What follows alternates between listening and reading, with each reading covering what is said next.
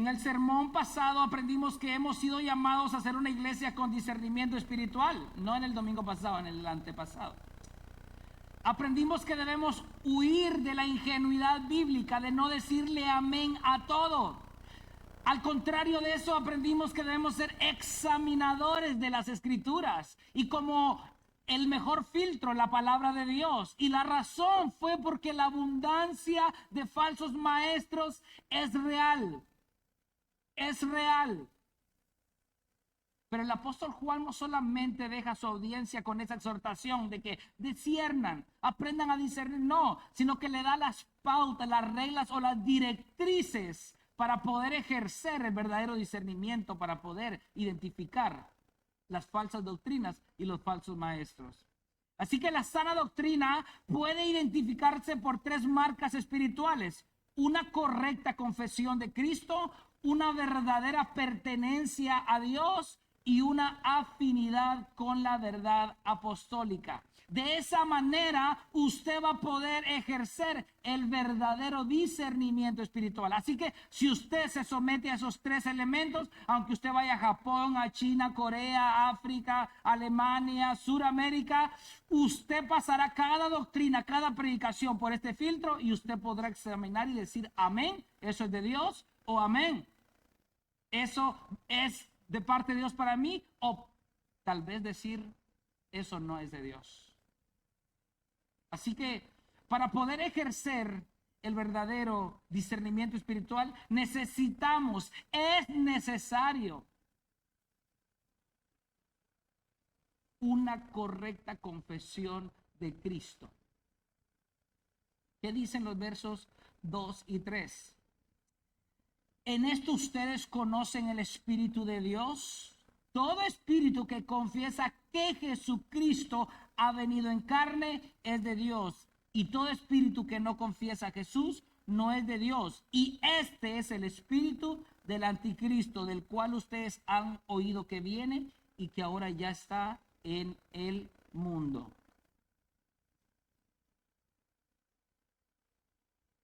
Para la iglesia del primer siglo, el término anticristo no era nuevo, ya Jesucristo se lo había dicho. Pero Juan les recuerda que no solamente se debe conocer el término, sino que él les dice que los anticristos ya estaban activos en aquella época. Cuando mencionó en el capítulo 2:18 que dijo, estuvieron con nosotros, pero no eran de nosotros, porque si hubieran sido de nosotros, hubieran permanecido.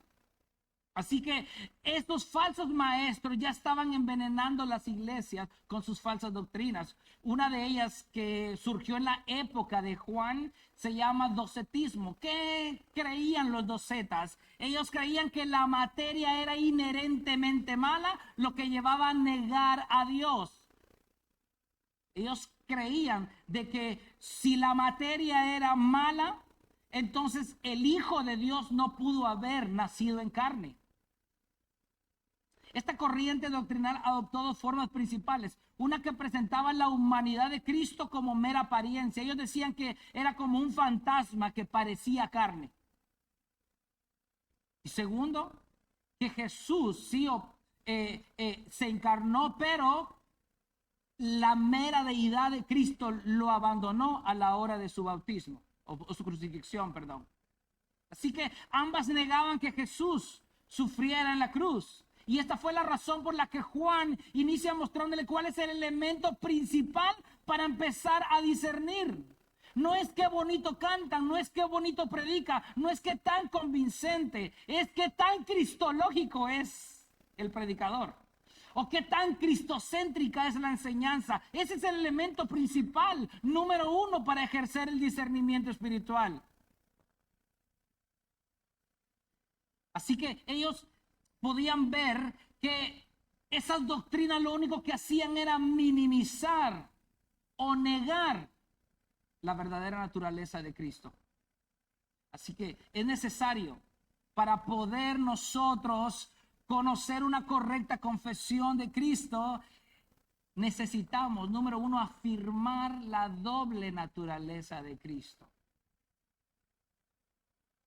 Porque muchos creen en Cristo, ¿verdad? Pero el problema está que en qué Cristo es el que creen. Así que no basta solamente cantar de Cristo. No basta solamente predicar de Cristo. Es necesario conocer ese Cristo de las Escrituras para poder ejercer el verdadero discernimiento. ¿Qué dice la palabra de Dios? En esto ustedes conocen el Espíritu de Dios. Todo espíritu que confiesa que Jesucristo ha venido en carne, ¿qué dice? Es de Dios. Y todo espíritu que no confiesa a Jesús no es de Dios. La palabra confesar en griego es homologeo, que significa profesar o declarar públicamente. Este es el corazón del Evangelio. ¿Qué significa confesar a Jesucristo?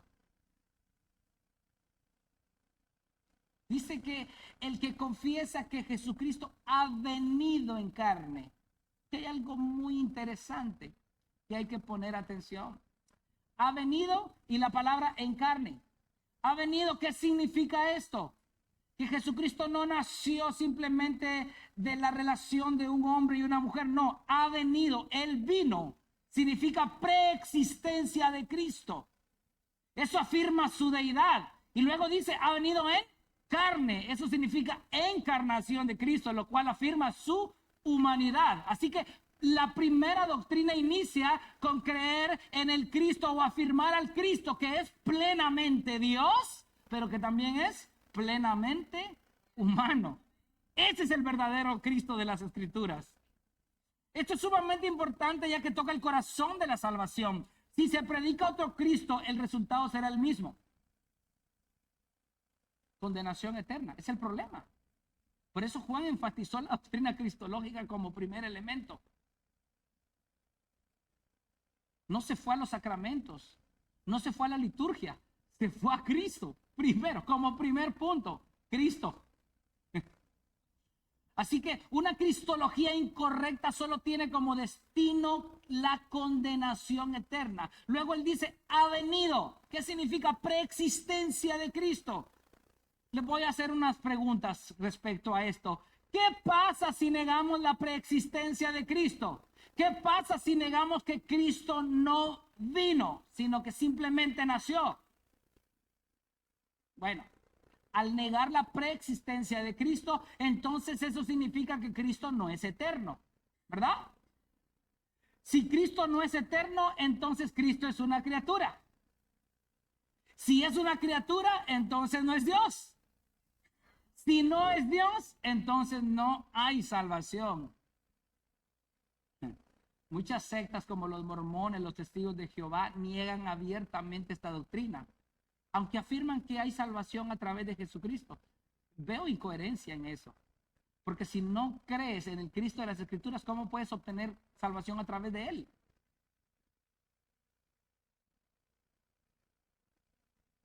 Luego dice, ¿ha venido en qué? En carne, no en espíritu. No fue algo meramente ilusión o sensaciones nada más. No, vino en carne, fue literal, fue un hombre tal como usted y como yo. ¿Y qué pasa si negamos la encarnación de Jesucristo entonces? Aquí se ponen las cosas peor todavía. Porque al negar esta doctrina de que Jesús es Dios y que es una criatura, entonces Él no es plenamente Dios y tampoco plenamente humano. Entonces, como dijo Pablo, somos los más dignos de lástima. Si Cristo no vino en carne, si Cristo no es plenamente Dios o plenamente humano, hermanos, no hay salvación. Les explicaré por qué. Por causa de usted y por causa mía. Les voy a decir el problema principal del hombre. Romanos 5:12. Por tanto, tal como el pecado entró en el mundo por medio de un hombre, por medio del pecado la muerte, así también la muerte se extendió a todos los hombres, porque todos, ¿quién no muere? Responda usted en su corazón. Mencióname una persona que nazca y no muera. Entonces todos han pecado, ¿verdad? ¿Y por medio de quién entró ese pecado? Ah, bueno, entonces ya vamos entendiendo, ¿verdad? El problema principal del hombre es que por medio de un hombre entró el pecado. Y por medio del pecado, la muerte. Y como todos mueren, todos hemos pecado. ¿Y cuál es esa universalidad del problema? Romanos 3, 10, 12. Como está escrito, no hay justo ni aun uno, no hay quien entienda, no hay quien busque a Dios. Todos se han desviado, a unas se hicieron inútiles, no hay quien haga lo bueno, no hay ni siquiera uno. Y otro problema, la imposibilidad del hombre. Romanos 3:23. Por cuanto todos pecaron y no alcanzan,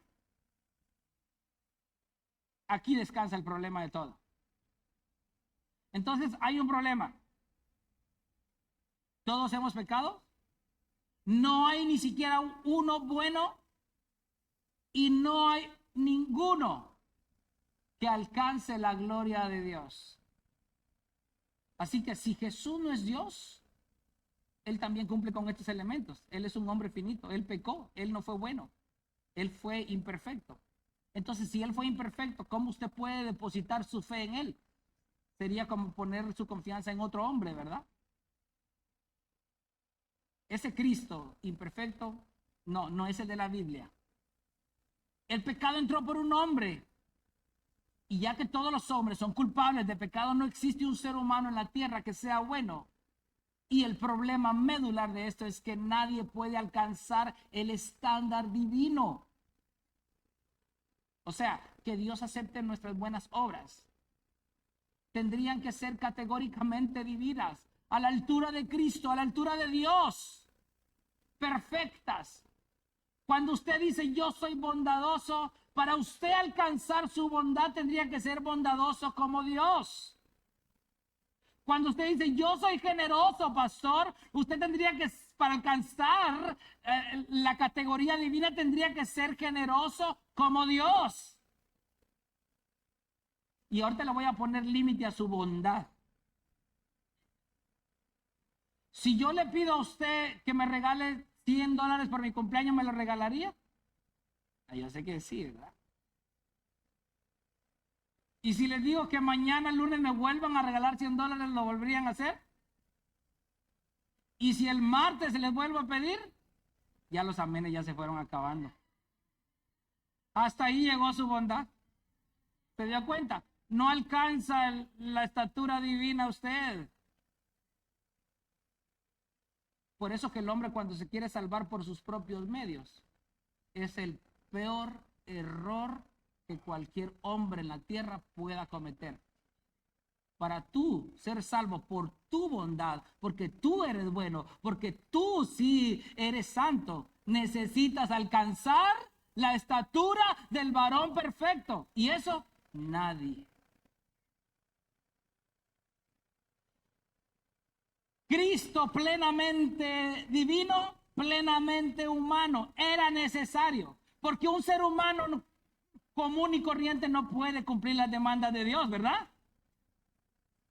Solo alguien que estuviera a la altura de Dios, ¿verdad? Por eso es que era necesario que Jesucristo también fuera plenamente divino. Él cumplió esas demandas. Romanos 5, 17 al 19. Porque si por la transgresión de un hombre, recordemos a Adán, por este reinó la muerte, muchos más reinarán en vida por medio de un hombre. ¿Quién? Jesucristo. Los que reciben la abundancia de la gracia y del don de la justicia. Así pues, tal como por una transgresión resultó la condenación de todos los hombres, así también por un acto de justicia resultó la justificación de vida. ¿Para quiénes? Para todos los hombres. Y aquí está el punto medular, porque si como por la desobediencia de un hombre los muchos fueron constituidos pecadores, ¿por la obediencia de quién? Los muchos serán constituidos. Entonces, ¿dónde pone usted su confianza? ¿En su obediencia o en la obediencia de Cristo?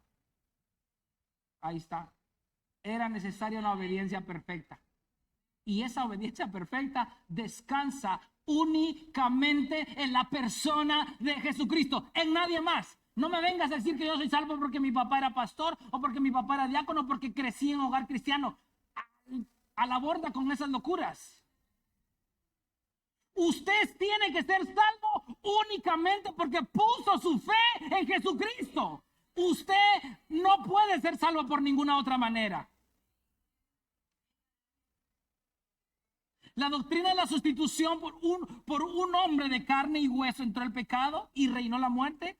Para ser libre de eso, por otro hombre de carne y hueso, pero que cumpliera la perfección, los estándares de Dios, vendría la salvación. Y ese elemento, esta categoría únicamente le alcanzó nuestro Señor Jesucristo. Plenamente Dios, plenamente hombre. Usted tiene que llevarse eso.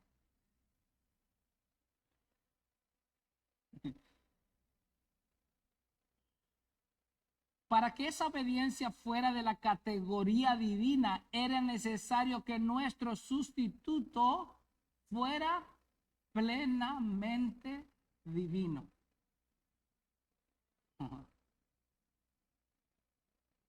¿Por qué era necesario que fuera plenamente humano, pastor? Porque Jesucristo, así como Adán era la cabeza federal, representante de toda la raza humana, ahora Jesucristo también es representante de todos aquellos que vienen ante Él en fe y arrepentimiento. ¿Y por qué es necesario que fuera plenamente Dios? Como lo repetí, porque ningún ser humano en la tierra puede alcanzar los estándares divinos. Así que, ¿observó por qué es sumamente esencial que Jesucristo haya venido en carne? Por eso el apóstol Juan hizo esta afirmación: Jesús no fue un fantasma, no fue un ser creado o alguna aparición sobrenatural. Qué triste con aquellas sectas que dicen que Jesucristo fue el primer ser que Dios creó. Imagínense. Qué tristeza. Aunque ellos tienen su fe firme en lo que creen, van a condenación. Aunque anden tocando puertas por todo Estados Unidos, Guatemala, van a condenación. Necesitan al Cristo de las Escrituras. Una cristología bíblica es esencial para poder diferenciar el espíritu del anticristo con el espíritu de Dios. Hoy en día la iglesia tiene el deber de examinar lo que escucha en cada predicación. ¿Es Cristo el centro del mensaje? Yo creo, ¿cuántas veces le he mencionado a Cristo aquí, hermanos? Ya perdí la cuenta. Pero ¿es Cristo el centro del mensaje? ¿Es Cristo considerado como Dios? ¿Es Cristo predicado como Señor? ¿O Cristo es lo último que se predica? Las visiones y revelaciones subjetivas humanas gobiernan el mensaje. Hoy me levanté con un pie izquierdo y el Satanás quiso botarme, pero lo reprendí y vieran que los demonios quisieron atacarme y unos tenían cara de elefante, otros de serpiente, otros de oso, pero yo vencí en el nombre de Jesús. ¿Qué es eso? ¿Qué es esa basura? Gente que se tragó mucha comida en la noche y en la mañana andan soñando que el demonio los ataca.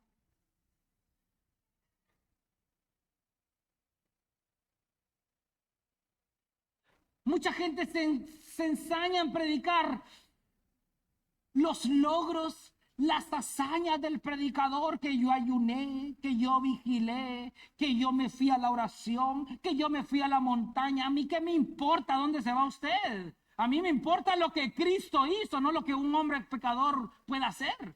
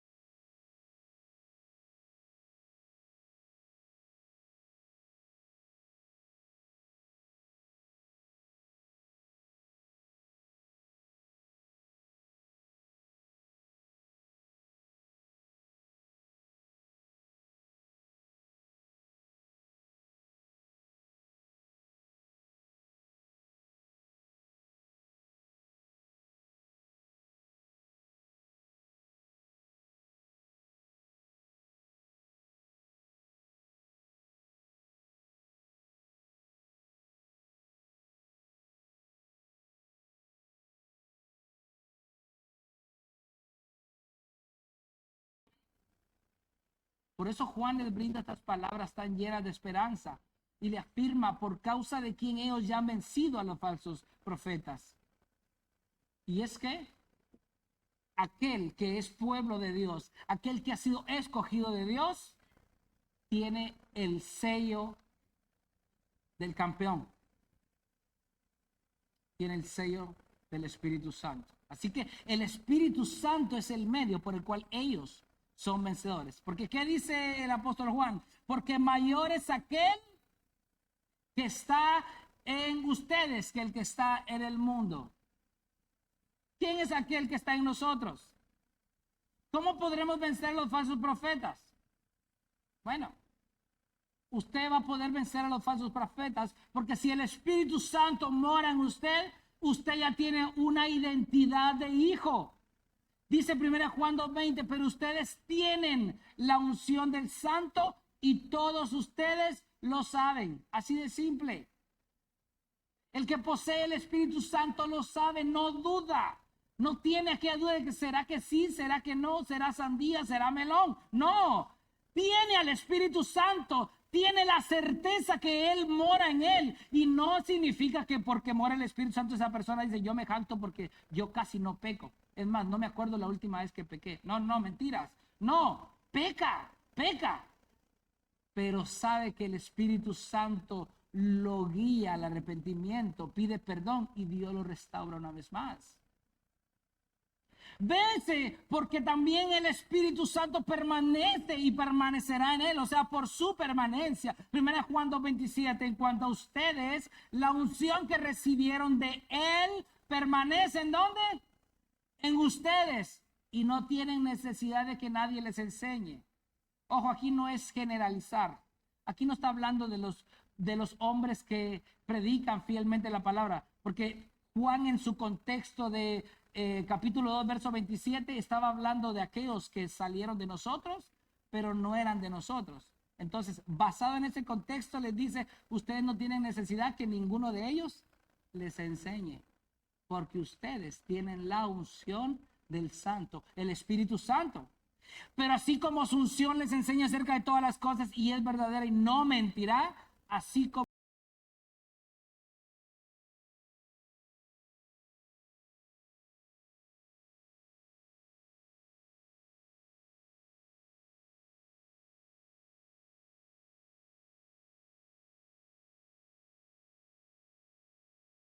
ella mora.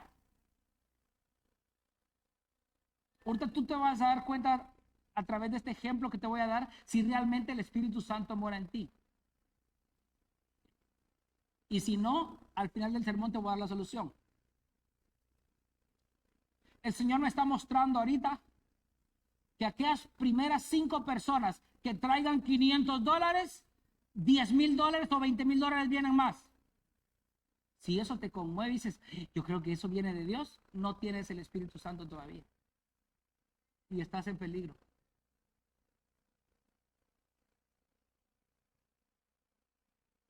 Trae tu dinero y Dios sanará a tu enfermo. Si es de gripa, de 100 para arriba. Si es un cáncer, pues ya tiene que ser de 10,000. Según la enfermedad, así la ofrenda. Si tú quieres ver la gloria de Dios, así tiene que ser tu ofrenda. Ya va. Si tú haces eso, el Espíritu Santo no muere en ti. Si ese tipo de mensaje te conmueve, no muere en ti. Declara con tu boca lo que es tuyo. Decláralo, tú decláralo. No. Pero el doctor me acaba de dar la evidencia de que tengo todas estas enfermedades por estas causas. No, pero usted declare, deséchelo. Y allá va el cristiano, agarra la hoja y la tira. Y a los 3 meses está muriendo. ¿Quién le ha dicho a usted que usted tiene que declarar? ¿Quién es usted para declarar o no? ¿Es rey usted? ¿Es soberano usted? ¿Es creador del cielo y de la tierra usted? ¿Estuvo usted ahí cuando Dios creó todas las estrellas y los planetas y el universo? ¿Usted estuvo ayudándole ahí, dándole consejo al Señor? Entonces usted no tiene derecho a declarar nada. Lo que tiene que declarar son los impuestos para que... para que no tengan problemas con el IRS.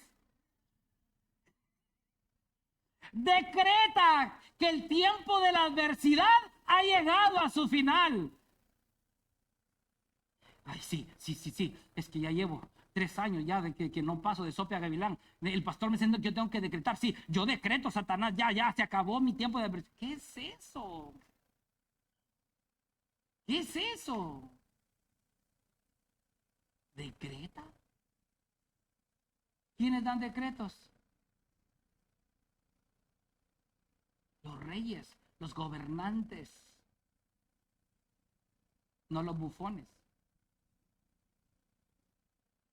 ¿Cuántos quieren recibir su milagro hoy? Que pasen al frente. Ahí va la gran cantidad.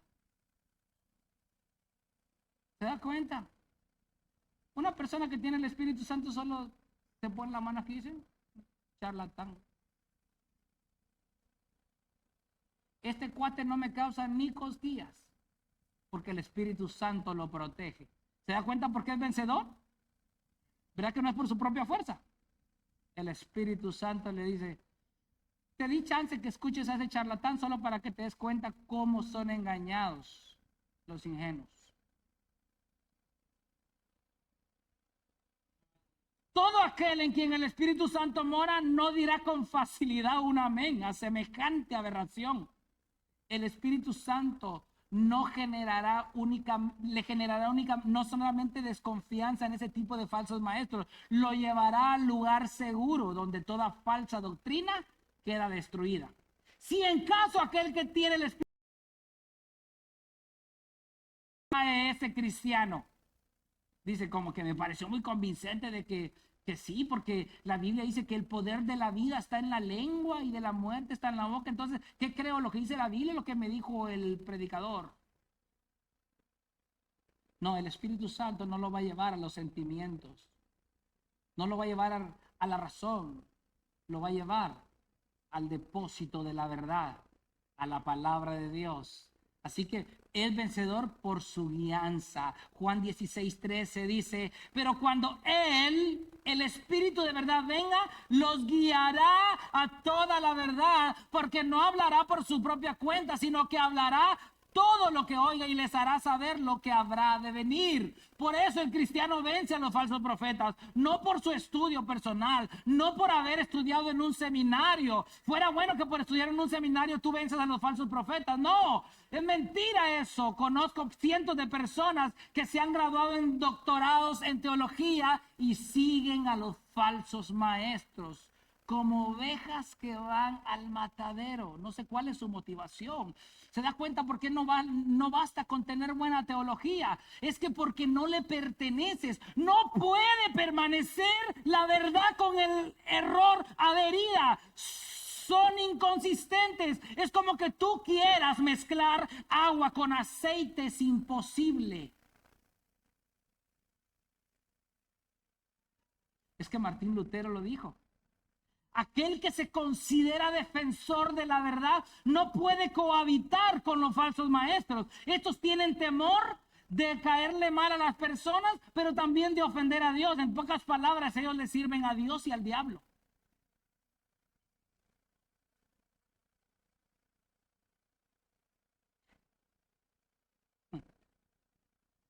Así que este segundo elemento es vital para poder ejercer el discernimiento bíblico. ¿A quién le perteneces? ¿Eres vencedor? ¿Has sido vencedor a esas falsas doctrinas, a esas falsas enseñanzas? Si has sido vencedor, gózate, deleítate. Pero si has caído en esa trampa, hay esperanza para ti. Pero falta un tercer filtro. Cualquiera puede decir, pastor, gracias a Dios tengo una doctrina bíblica, cristocéntrica, y el Espíritu Santo me ha guiado, me ha demostrado. Falta el tercer elemento, una afinidad con la verdad apostólica. Y aquí es el núcleo del argumento de Juan. Versos 5 y 6. Acompáñenme. Ellos son del mundo, por eso hablan de parte del mundo y el mundo los oye.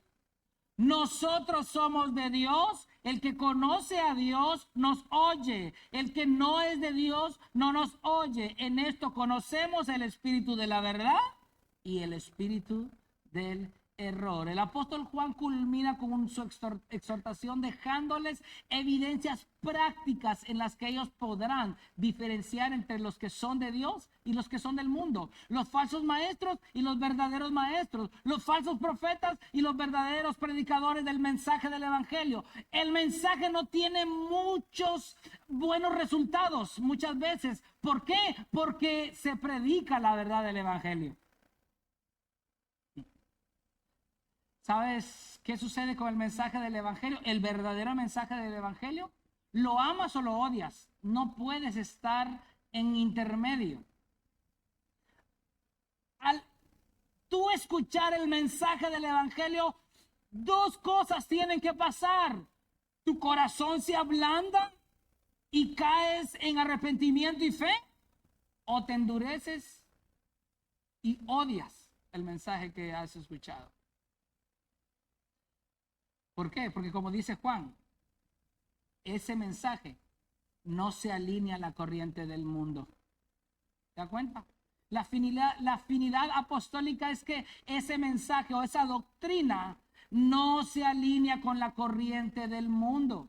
Dice el verso 5, ellos son del mundo, por eso hablan de parte del mundo, y el mundo. Aquí usó tres palabras clave el apóstol Juan: hablar, mundo y oír. En griego es laleo cosmos akou, que significa hablar es proclamar o predicar.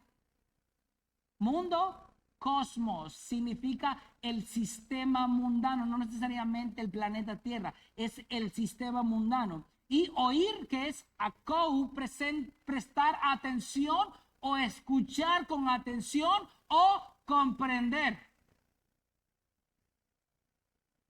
Qué tremendo. Ellos son del mundo, por eso hablan de parte del mundo, y el mundo, en pocas palabras, dice amén. Si un hombre se para y les dice, yo acabo de tener un sueño que todos ustedes van a ser millonarios, la gente al unísono dice amén, porque son del mundo.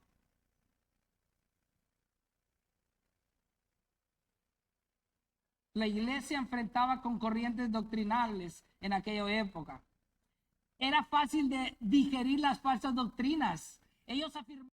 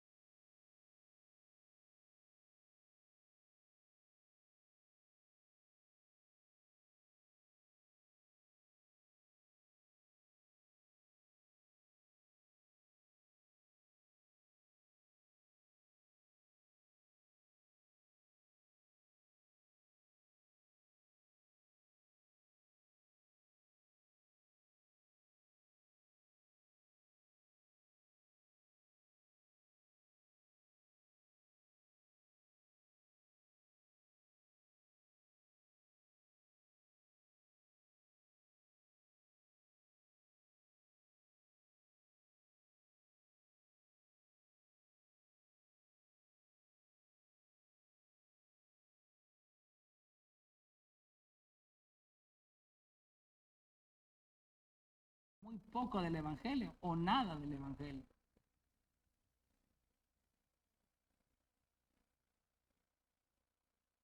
Hay un paralelismo hoy en día con esas doctrinas versus los falsos maestros del pasado. Los docetas predicaban un mensaje que el mundo pagano ya creía. Hoy se predica un mensaje que la cultura secular ya acepta. Pregúntele qué es lo primero a un joven de 18, 19 años. ¿Cómo te ves tú en 10, 15 años? ¿Usted sabe cuál va a ser la respuesta que les va a dar? Voy a tener mi negocio, tener dinero, comprarme mi Lamborghini, estar casado, tener una mansión de 3 niveles. Yo les pregunto, ¿eso es espiritual o mundano? Del mundo, pues. No necesariamente estoy diciendo que es malo, que pertenece al mundo. Entonces, ¿qué se predica detrás de los púlpitos?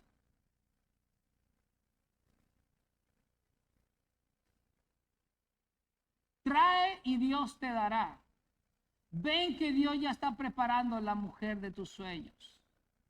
Pero tienes que ofrendar.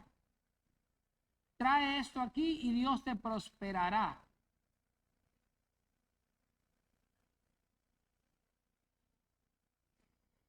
Cuando la adopción mayorista de la cultura popular se vuelve estándar, el mensaje cristiano se distorsiona para hacerlo más atractivo. Y la iglesia pierde su voz, porque ya no puede hablar contra la cultura que ha adoptado. Esto es devastador. Si el mundo nos escucha fácilmente, probablemente no estamos predicando a Cristo, sino al espíritu del anticristo disfrazado de cristianismo. Eso es trágico.